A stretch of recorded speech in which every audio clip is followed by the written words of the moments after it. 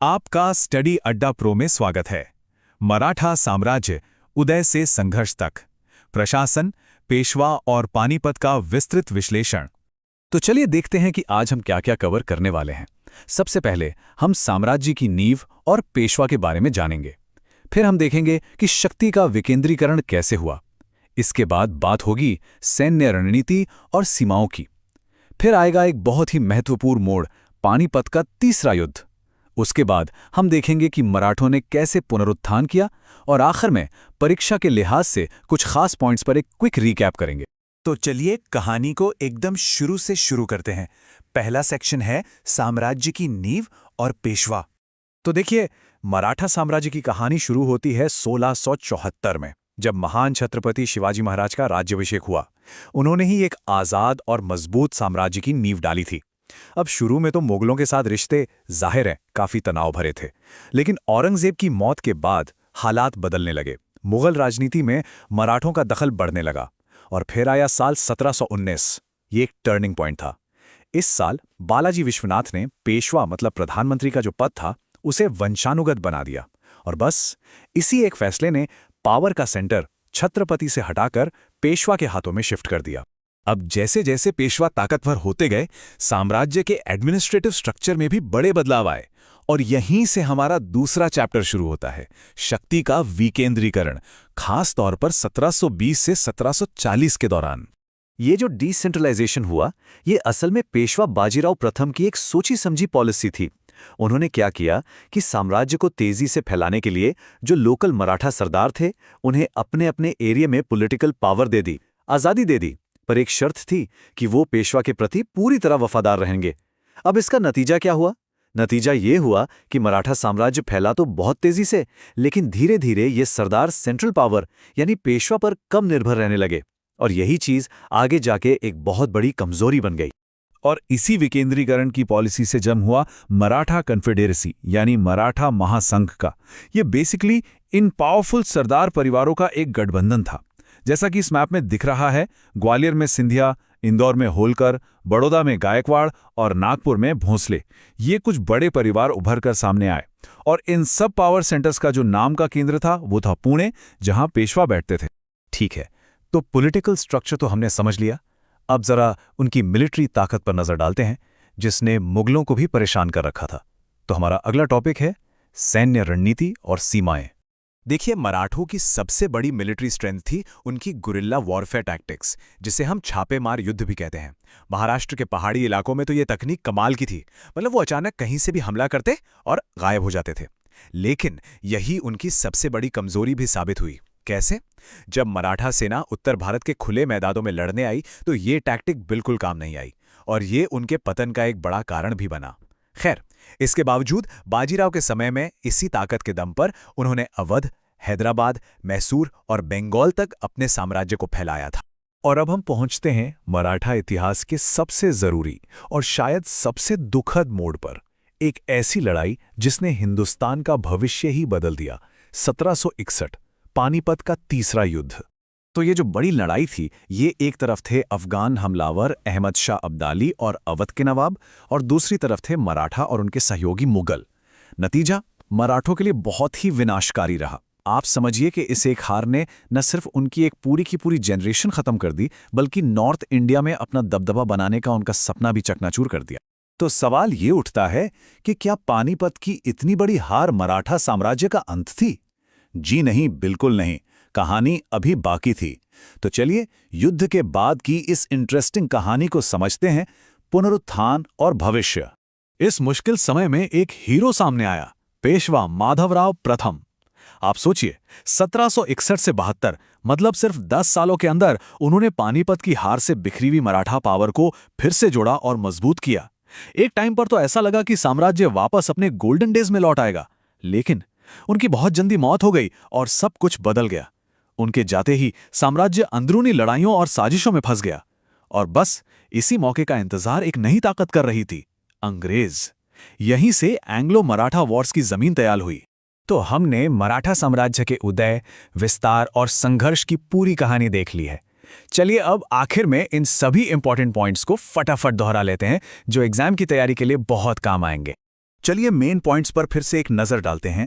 साल 1674 शिवाजी द्वारा साम्राज्य की स्थापना, 1719 जब पेशवा का पद वंशानुगत हुआ, 1761 पानीपत की विनाशकारी लड़ाई, और फिर 1761 से 72 का समय माधवराव प्रथम के नेतृत्व में शानदार वापसी का दौर। और हाँ, महासंघ के जो मुख्य परिवार थे, ग्वालियर के सिंधिया, इंदौर के होलकर, बड़ौदा के गायकवाड़ और नागपुर के भोंसले, ये नाम जरूर याद रखिएगा। अब इन पावरफुल परिवारों और उनके इलाकों को याद रखने में अक्सर कन्फ्यूजन हो जाता है ना, तो इसके लिए एक बड़ी आसान सी ट्रिक है। देखिए, इंदौर में होल, इससे याद रहेगा इंदौर के होलकर। फिर बड़ौदा में गाय, इससे बड़ौदा के गायकवाड़ याद हो गए। नागपुर के भोसले को आप अलग से याद रख लीजिए। तो बचा कौन? सिंधिया, जो ग्वालियर से थे। है ना आसान? प्रथम आंग्ल मराठा युद्ध। तो आज हम भारत के इतिहास का एक बहुत ही, कह सकते हैं, महत्वपूर्ण अध्याय समझने वाले हैं। देखिए, ये जो युद्ध था ना, ये सिर्फ दो शक्तियों की टक्कर नहीं थी, बल्कि इसने भारत के भविष्य की दिशा ही तय कर दी। तो चलिए शुरू करते हैं। अब देखिए, किसी भी युद्ध को अगर समझना है तो हमें उसकी जड़ों तक जाना ही पड़ता है। तो चलिए सबसे पहले यही देखते हैं कि इस बड़े संघर्ष की पृष्ठभूमि, मतलब इसका बैकग्राउंड क्या था। आखिर ऐसी क्या वजह थी कि मराठा और अंग्रेज आमने सामने आ गए? तो इस युद्ध का जो सबसे बड़ा कारण था वो था मराठा साम्राज्य के अंदर का सत्ता संघर्ष। हुआ ये कि पेशवा माधवराव की मृत्यु हो गई और उसके बाद उनके भाई नारायण राव नए पेशवा बने। लेकिन उनके जो चाचा थे रघुनाथ राव, वो खुद पेशवा बनना चाहते थे और इसी चाह में उन्होंने नारायण राव की हत्या करवा दी। अब इस सत्ता के खेल में एक और बड़ा मोड़ तब आया जब नाना फडणवीस, जो कि मराठा साम्राज्य के एक बहुत ही प्रभावशाली मंत्री थे, उन्होंने रघुनाथ राव का खुलकर विरोध किया। उन्होंने क्या किया? उन्होंने नारायण राव के जो नवजात बेटे थे सवाई माधवराव, उनको असली पेशवा घोषित कर दिया। बस यहीं से मराठा साम्राज्य दो गुटों में बंट गया। तो अब स्थिति क्या थी? मराठा शक्ति, आप कह सकते हैं, दो ध्रुवों में बंट चुकी थी। एक तरफ तो थे रघुनाथ राव, जिनकी एम्बिशंस बहुत बड़ी थीं, उन्हें पेशवा बनना था। और अपनी इसी इच्छा को पूरा करने के लिए उन्होंने क्या किया? उन्होंने अंग्रेजों की बॉम्बे काउंसिल से हाथ मिला लिया। और दूसरी तरफ थे नाना फडणवीस और उनकी 12 भाई काउंसिल। इनका मकसद बिल्कुल साफ था, असली वारिस यानी नन्हे सवाई माधवराव के अधिकारों की रक्षा करना और मराठा स्वराज्य को बचाना। तो समझ रहे हैं, ये सिर्फ कोई पारिवारिक झगड़ा नहीं था, ये मराठा साम्राज्य के भविष्य की लड़ाई थी।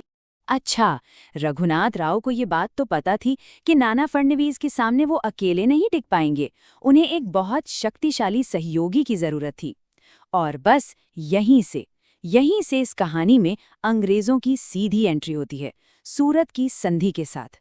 तो 1775 में हुई ये सूरत की संधि, ये इस युद्ध का एक बहुत बड़ा टर्निंग पॉइंट थी।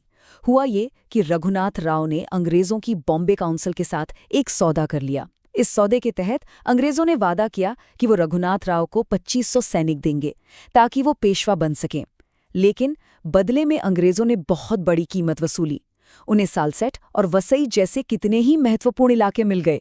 और इतना ही नहीं, सूरत और भड़ौत जैसे अमीर शहरों से रेवेन्यू, मतलब राजस्व वसूलने का अधिकार भी मिल गया। आप सोचिए, ये अंग्रेजों के लिए भारत में अपनी पकड़ मजबूत करने का कितना सुनहरा मौका था। लेकिन कहानी में एक और दिलचस्प मोड़ आता है। उस समय ईस्ट इंडिया कंपनी में भी, आप समझिए, सब कुछ ठीक नहीं चल रहा था। जो बंगाल के गवर्नर जनरल थे वॉरेन हेस्टिंग्स, वो बॉम्बे काउंसिल के इस फैसले से बिल्कुल भी खुश नहीं थे। उन्होंने तो सूरत की संधि को अमान्य, मतलब नल एंड वॉइड घोषित कर दिया। हेस्टिंग्स का मानना था कि ये जो युद्ध है, ये मराठाओं के आंतरिक मामले में एक गैर जरूरी और बिल्कुल अन्यायपूर्ण हस्तक्षेप है। तो अब इस आंतरिक मतभेद को सुलझाने के लिए उन्होंने कर्नल अपटन को पुणे भेजा। तो कर्नल अपटन की मध्यस्थता से 1776 में पुरंदर की संधि हुई। अच्छा, इस संधि ने सूरत की संधि तो रद्द कर दिया और ये तय किया कि सवाई माधवराव ही पेशवा होंगे और अंग्रेज जो हैं वो रघुनाथ राव का समर्थन नहीं करेंगे। अब देखिए, कागज पर तो ये शांति की एक बहुत अच्छी कोशिश थी, लेकिन असल में ये सिर्फ एक छोटा सा ब्रेक साबित हुआ। क्यों? क्योंकि बॉम्बे की सरकार ने इस संधि को मानने से ही इनकार कर दिया और ऊपर से रघुनाथ राव को शरण भी दे दी। इसी वजह से ये संधि कभी लागू ही नहीं हो पाई और असफल हो गई। तो पुरंदर की संधि तो असफल हो गई और इसके साथ ही शांति की जो भी उम्मीदें थीं वो भी खत्म हो गई। अब ये तो तय था कि युद्ध दोबारा शुरू होगा। तो चलिए देखते हैं कि इस बार युद्ध की आग कैसे भड़की। देखिए, युद्ध के दोबारा शुरू होने के दो बड़े कारण थे। पहला, नाना फडणवीस की कूटनीति। उन्होंने क्या किया? उन्होंने अंग्रेजों को चिढ़ाने के लिए उनके सबसे बड़े दुश्मन यानी फ्रांसीसियों को पश्चिमी तट पर एक बंदरगाह दे दिया। अब ये तो अंग्रेजों के लिए एक सीधा खतरा था। और दूसरा कारण, वो आया लंदन से। वहां बैठे कंपनी के डायरेक्टर्स ने बॉम्बे काउंसिल के फैसले को सही ठहरा दिया और सूरत की संधि को मान्यता दे दी। और इतना ही नहीं, उन्होंने भारत में अपनी सेना को आदेश भी दे दिया, युद्ध जारी रखें। बस, अब दोनों तरफ से तलवारें खिंच चुकी। और इसी बीच अंग्रेजों के लिए एक और बड़ी मुसीबत खड़ी हो गई। दक्षिण में वो लोग पहले से ही मैसूर के हैदर अली के साथ दूसरा आंग्ल मैसूर युद्ध लड़ रहे थे। अब सोचिए, मराठाओं के साथ भी युद्ध का मतलब था कि अंग्रेजों को दो दो मोर्चों पर एक साथ लड़ना पड़ेगा, जो किसी भी सेना के लिए एक बहुत बड़ी चुनौती होती है। लेकिन वॉरेन हेस्टिंग्स एक चतुर रणनीतिकार था। उसने महसूस किया कि दो दुश्मनों से एक साथ लड़ना तो सरासर बेवकूफ़ी होगी, इसलिए उसने अपनी रणनीति बदल दी। प्लान क्या था? किसी तरह मराठों से शांति करो ताकि सारी की सारी ताकत मैसूर को हराने में लगाई जा सके। तो इस रणनीतिक मजबूरी और सालों की लड़ाई के बाद आखिरकार दोनों ही पक्ष शांति के लिए तैयार हो गए और इस लंबे चले युद्ध का अंत होता है सालाबाई की संधि के साथ। तो 1782 में हुई सालबाई की संधि। इसी संधि ने प्रथम आंग्ल मराठा युद्ध को समाप्त किया। एक बात याद रखिएगा, इस संधि में महादजी सिंधिया ने एक बहुत ही महत्वपूर्ण मध्यस्थ की भूमिका निभाई थी। अब संधि की शर्तें क्या थी? सीधी सी बात थी, दोनों पक्षों ने एक दूसरे के जो भी जीते हुए क्षेत्र थे वो लौटा दिए। और सबसे महत्वपूर्ण बात, अंग्रेजों ने ये वचन दिया कि वो भविष्य में मराठाओं के उत्तराधिकार के मामले में कोई दखल नहीं देंगे। इस संधि का सबसे बड़ा नतीजा क्या निकला? नतीजा ये हुआ कि इसने मराठाओं और अंग्रेजों के बीच अगले 20 सालों के लिए शांति स्थापित कर दी। ये एक तरह से कह सकते हैं स्टेटस को बनाए रखने का समझौता था। तो ये थी प्रथम आंग्ल मराठा युद्ध की पूरी कहानी। अब परीक्षा के नजरिए से इन सभी घटनाओं को याद रखना बहुत जरूरी है। तो चलिए एक फटाफट स्मार्ट रीकैप करते हैं और इसे याद रखने का एक आसान सा तरीका भी देखते हैं। चलिए एक नज़र डालते हैं युद्ध के मुख्य घटनाक्रम पर। टाइमलाइन को समझते हैं। कहानी शुरू हुई 1772 में पेशवा माधवराव की मृत्यु से। इसके बाद 1775 में हुई सूरत की संधि, जिसने युद्ध की शुरुआत की। फिर 1776 में पुरंदर की संधि हुई, जो शांति की एक नाकाम कोशिश थी। 1777 में फ्रांसीसियों के आने से तनाव और भी ज्यादा बढ़ गया। और आखिरकार 1782 में सालबाई की संधि के साथ इस लंबे युद्ध पर विराम लगा। और हाँ, याद रखिएगा, इस पूरे दौर में गवर्नर जनरल वॉरेन हेस्टिंग्स एक बहुत ही महत्वपूर्ण किरदार थे। अब इन तीनों महत्वपूर्ण संधियों के क्रम को याद रखने के लिए एक बहुत ही आसान सा मंत्र है, इसे याद कर लीजिए। सूरज पूरा साल, बहुत सिंपल है। सूरज से सूरत की संधि 1775, पूरा से पुरंदर की संधि 1776 और साल से सालबाई की संधि 1782। इस एक वाक्य से तीनों संधि आपको क्रम से याद रहेंगी। द्वितीय और तृतीय आंग्ल मराठा युद्ध। तो आज के लेक्चर का एजेंडा देख लेते हैं। सबसे पहले हम पृष्ठभूमि को समझेंगे, यानी मराठा गृह युद्ध। फिर द्वितीय आंग्ल मराठा युद्ध पर बात करेंगे। उसके बाद आएगा तीसरा युद्ध और उसके परिणाम। और आखिर में हम पराजय के कारणों को देखेंगे और एक छोटा सा सारांश लेंगे। तो चलिए शुरू करते हैं पहले भाग से, पृष्ठभूमि, मराठा गृह युद्ध। देखिए, 1800 में नाना फडणवीस की मृत्यु हो गई। फिर सिंधिया के उकसाने पर पेशवा ने होलकर के भाई की हत्या कर दी और इसके जवाब में होलकर ने पुणे पर आक्रमण कर दिया। अब बात करते हैं बसीन की संधि की। साल था 1802। हुआ ये कि पेशवा बाजीराव द्वितीय ने अंग्रेजों से सैन्य सहायता मांगी। शर्त ये रखी गई कि उन्हें सहायक संधि पर हस्ताक्षर करने होंगे और इसका महत्व ये था कि इससे मराठा स्वतंत्रता का तकनीकी रूप से अंत हो गया। अब हम आते हैं अपने दूसरे टॉपिक पर, द्वितीय आंग्ल मराठा युद्ध।